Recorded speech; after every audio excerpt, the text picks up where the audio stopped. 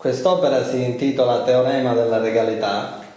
perché appunto vuole essere una riflessione sul potere e in particolare su ciò che succedeva nei primordi, diciamo così, nel Neolitico,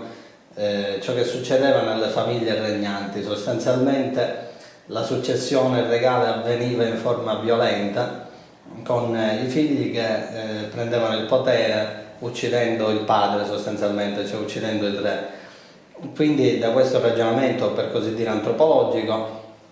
ho tratto il titolo Teorema della regalità, andandolo ad apporre, diciamo così, a quest'opera che in realtà è un d'après, cioè una reinterpretazione di un'opera di Rubens, cioè l'opera Saturno che divora il figlio. Infatti il mito di Saturno che divora i figli, fino a quando poi non viene soppresso egli stesso da Zeus, che diventa il padre di tutti gli dei, questo mito è in realtà una ritualizzazione, un ingentilimento, diciamo così, di quella storia che davvero si verificava nel Neolitico, appunto questa successione violenta delle famiglie regnanti.